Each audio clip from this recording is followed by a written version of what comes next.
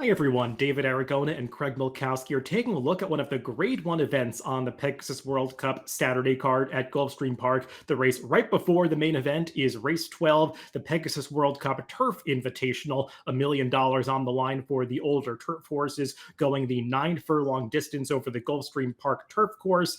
Big day of stakes action on Saturday at Gulfstream Park. And even on Sunday, they're doing a mandatory payout in the Rainbow Six sequence for those that like to get involved on those occasions. But the focus of this video is that other Grade 1 event, the turf race on Saturday at Gulfstream. And Craig will throw up the field of 12 runners for this race. Once again, like in the Pegasus World Cup, it feels like there are going to be two clearly defined favorites in this race. But unlike in that race, where I think you cannot poke some holes in National Treasure and First Mission, Integration and the number 9 Warm Heart feel like two pretty legitimate favorites in this Pegasus World Cup turf. I think legitimate is the perfect word to use. I think they both fit this race perfectly. They're strong. They're coming in good form. And I could even make an argument that this could even be the featured race over the dirt race. It's that good of a field. Yeah, the presence of the number 9, Warm Heart in particular, that 4-year-old filly, definitely adds some intrigue to this race. We saw her in the Breeders' Cup last year. She's a Group 1 winner in Europe, so some real classy horse from England and Ireland coming in for this race. But really interested to see how the number 3, Integration, stacks up against her, as well as the rest of this field. He's a horse that has shown a lot of promise through the first 3 starts of his career. And we'll see if anybody else can step up to get on the level of those two, because you're likely to get a big price on anybody else in this race. Let's take a look at the Timeform US pace projector for the Pegasus World Cup turf. And Craig, I pretty much would line it up this way if I was doing my own handicapping, just not looking at the Timeform US pace figures, because the number 11 main event, his best chance is to go to the front end, just looking at his recent past performances, and seems like he's fast enough to get there. I would think so. Given he's drawn outside, they're going to have to go to get a good position. I have no argument with the pace projector, and I like that there's no flag on there because I think it's kind of murky just how fast this pace is going to be. Yeah, the one horse that I could see getting an aggressive ride that maybe we haven't seen in recent starts is the number 2, Jerry the Nipper, who is putting blinkers on for this race. And once upon a time was a horse that had the early speed to contest the pace, though they haven't ridden him that way recently. The others, likely to try to line up into a stalking position. I do think this is a race where post position could potentially be important, and I'm sure that Tyler Gaffalione and Shug McGahee would be happy to see the number 3, Integration, somewhere where he's shown on the pace projector, stalking the pace in mid-pack right on the rail, because I do think you want to save some ground in this large field. Let's go through this group in post position order, beginning with the horse that won this race last year, and that is number 1, Atone. And Craig, Atone has not gotten back to the winner's circle since winning the Pegasus World Cup turf in 2023. In retrospect, hard to believe that he was only 7-2 when he won that day, but it does feel like he's lining up in a Pegasus World Cup turf that is much tougher than the race he won last year. And also, he's not coming into it in the same form that he was last year. No, even though it was just a year ago, that race feels like many, many years ago based on his current form. Even getting beat last time in an allowance race as the favorite, very heavy favorite, just seems like a tough draw, not in form. Almost feels like he's just here because he's the defending champ. Let's take a look at the local prep for this race. That is the Fort Lauderdale that was run in late December. And we want to focus on a few horses in here, but the horse that we want to take a look at right now is Jerry the Nipper, who's in those Rapoli silks and the orange cap down on the inside. He's getting a little bit of traffic, has to alter course in the stretch. And prior to this replay being picked up, he also had a significant incident of traffic on the backstretch where he got shuffled back by 2 or 3 lengths when a rival came over on him. So he runs well to get up for third in this race behind a couple of horses that are also back in here, who we're going to talk about, including another that's stuck on the also eligible list. As for Jerry the Nipper, Craig, he's a horse that I just don't think has gotten the best trips or rides in a series of starts now. He was sort of inexplicably rated off a slow pace 3 back, and then 2 back was again further back in the pack than you would have expected, and took this weird stumble at the quarter pole that cost him significant momentum. I think there's an argument he might have won that race if not for those 2 factors. And then last time, I think he probably should have won that race as well if not for the significant backstretch traffic and then running on at the end. Putting the blinkers on for this race makes me wonder if they're going to get more aggressive. Yeah, tough trips might be an understatement. You could easily argue this horse could have won two or three of those last four races. So I've got no issue with him. He draws a good inside post, will probably be ridden a little bit more aggressively. It is a major step up in class facing the likes of Warm Heart and Integration, but he's certainly shown some ability, and I'm expecting a good trip this time. Yeah, I don't think he's going to be the 20 to 1 that he is on the morning line because I think a lot of people are seeing the trips that we're talking about. But even at 8 to 10 to 1, he would be one of the horses that you could consider it.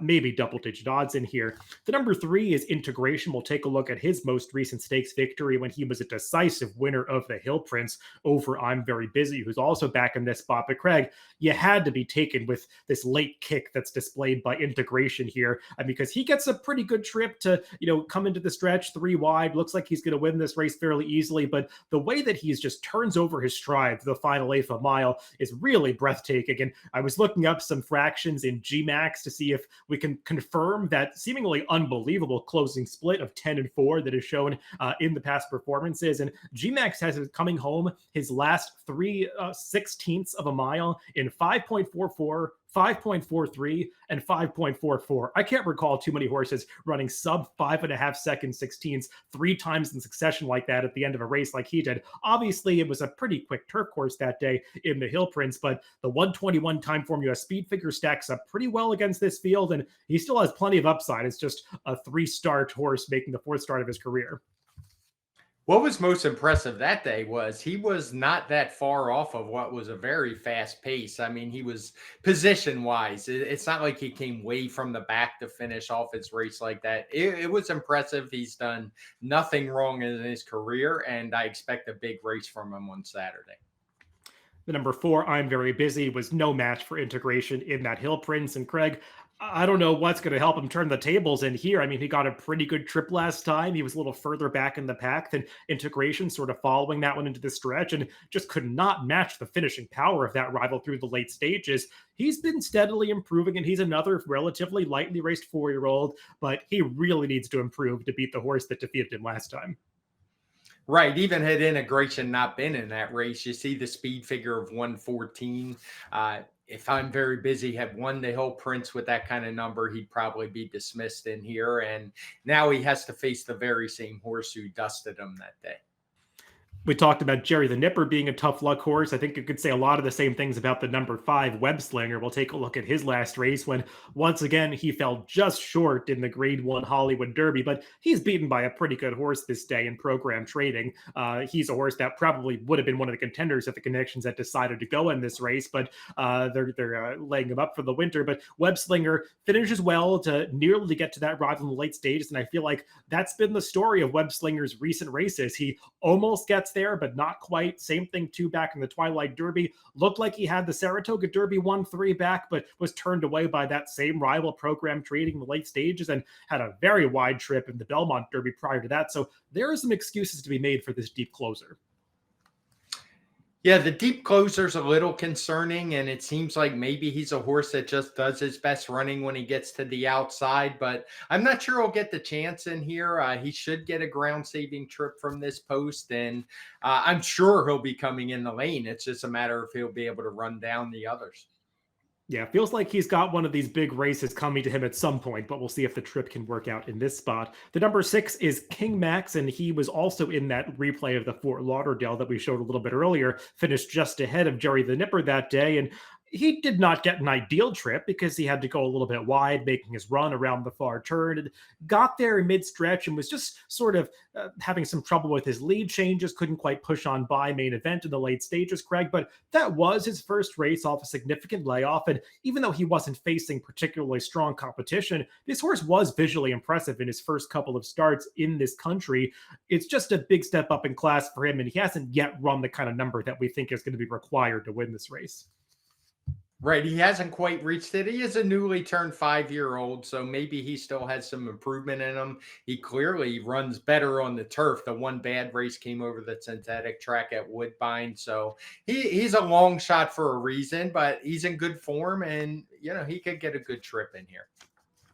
The number 7 is Adamo. He is the other Chad Brown runner in this race. Both of them likely to be big prices. This horse cutting back in distance after trying the Breeders' Cup Turf last time, just overmatched in that spot. But also, I thought probably should have showed a little bit more through the stretch. He really shut down in the late stages after getting a pretty good trip stalking on the inside. And similar thing too back at Woodbine, just didn't have much to offer after trying to make a run into a quick pace that day. Turning back in distance might work for this horse, Craig. I've never really loved him going a mile and a half, and I think a mile and an eighth is an interesting experiment. I just question how good he is because even going three back to that Arlington Million, he got the right kind of trip into a fast pace that day and still was pretty one pace through the stretch. Yeah, I'm not the biggest fan of this horse. I mean, his speed figures look okay in this spot. Maybe if he runs his very best race, he could get into the mix, but the form just doesn't look very good the last two starts. Another horse who's got some distance questions is the number 8 Masterpiece. We'll take a look at his most recent start when he won the Red Smith at over 10-1 for trainer Rick Dutrow, and seemed like he's improved since getting into the new barn, not running under Rick's name in this Pegasus World Cup turf, but technically still trained by him, just running under the name of the assistant Chip Dutrow. But Masterpiece Craig got the job done over the classy but often bridesmaid Soldier Rising in this Red Smith. That was going 11 furlongs. He'll try to cut back to the 9 furlongs here. Ran out of real estate when he tried to go this distance in the Pegasus last year, but he has been successful at this distance in the past. Just needs some pace up front. He would need quite a bit of pace, I think. At this point in his career, I think he would prefer the longer distances to the 9 furlongs, particularly at this class level. So I think last time was probably the time you wanted to have him as opposed to here.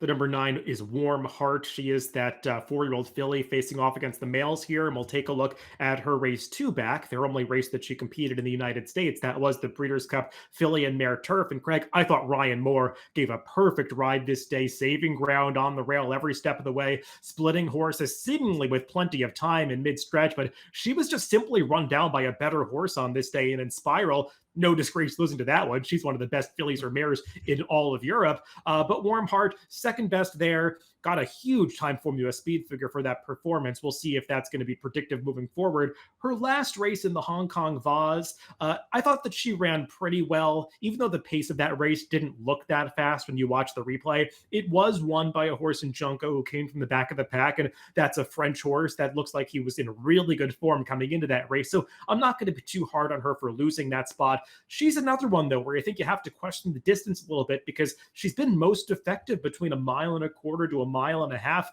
overseas and even here. And the 9 furlongs could be a bit sharp for her. She's definitely the best horse on paper, but there are some questions, as you note. The distance is one of them. She did get a perfect trip in that Breeders' Cup. I'd also wonder about the shipping. I mean, she's done a lot of shipping for a young filly coming back to the States again in short order. So even though she'll be, I assume, deserved favorite, I do think there are some question marks. Yeah, having Ryan Moore come into rider definitely helps because he just seems to deliver excellent rides wherever he goes around the world. The number 10 is Cheryl Spite, and he's another horse who's run well in the Breeders' Cup in the past, particularly in late 2022 when he was within a length of Modern Games at the end of the Breeders' Cup Mile. Not as successful in this past year's Breeders' Cup Mile, only beaten 2.5 lengths, but was the non-threatening 8th that day after getting a good trip in a race that was dominated by a pair of Godolphin horses. And I just question whether he's still the same horse that we saw in 2022, Craig, because his overall form this year, it's okay, but I think he's going to need to take a step forward to beat this field. I have the same questions. Even though that speed figure looks big in the Breeders' Cup Mile, it's one of those where he was 8th and he had a chance to make up ground. It's not like he was hemmed in and just didn't deliver. So I have the same thoughts. I'm not sure he's the same horse we had seen in 2022. The number 11 is Main Event. He was the winner of that Fort Lauderdale that we took a look at where Jerry the Nipper had a bit of a trip in that spot. And of the 3 horses coming out of that race, Craig, he's sort of the one that I think you'd be most likely to want to downgrade based on trips because he really had all the best of it last time. And he might get to set a relatively comfortable pace in this Pegasus World Cup as well because he does seem like the only confirmed frontrunner in this field. It's just a big step up in class from beating the kind of rivals that he has in recent starts to facing this kind of group. I just wonder if he's up to the challenge. I agree. Even though he won that race, you could argue he was third best, and I wouldn't argue with anybody that said that. And even though he's going to get to the front in a race like this, generally he's going to get challenged sooner rather than later. And then rounding out the field on the far outside post is the number 12 Catnip. He's a horse that was moving in the right direction in the middle part of last year, reeling off a few victories in a row, including the Grade 3 Monmouth Stakes. Was not disgraced when he was second in the Grade 1 United Nations, though I think given who won that race, Therapist, you might question the quality of that field a little bit. And he was pretty disappointing in the Arlington Million, though he didn't get the best trip that day, was 3 to 4 wide around most of the track, sort of in no man's land, trying to chase a pretty fast pace that came apart. I just worry that he's going to get a similar trip here, Craig, because he's drawn in the outside post once again. Yeah, it's not a great post. You have to question the form he's in. He's been off since that disappointing effort at Colonial. So, and he's never really run fast enough to beat some of the better horses in here. Well, let's throw up our picks for this Grade 1 Pegasus World Cup turf. And Craig, I think we've got the same four horses in our superfecta, just put them in slightly different orders. I'm not going to try to beat this integration. He feels like a really talented turf horse, and I know it's a big step up in class for him, but he's drawn a great post position. He's supposed to get the right kind of trip in this race. I think the connections want to win a race like this, a Grade 1 with a young horse that seems to have plenty of stallion potential given his pedigree. So I'm going with a 3 integration, but I am, like you, somewhat interested in the number 2, Jerry the Nipper, off those trips. Yeah, it's a race. I'll kind of have to see the odds before deciding my bet, but I went with Web Slinger on top because I know he's going to be a big price and I think he's going to run well. But I wouldn't be surprised if any of our top 4 win in here. And I think it's a race I'm really looking forward to betting verticals. The number 5, Web Slinger for Craig, and the number 3, Integration for me in race 12 at Gulfstream Park on Saturday, the Grade 1 Pegasus World Cup Invitational. Good luck if you're playing the races this weekend.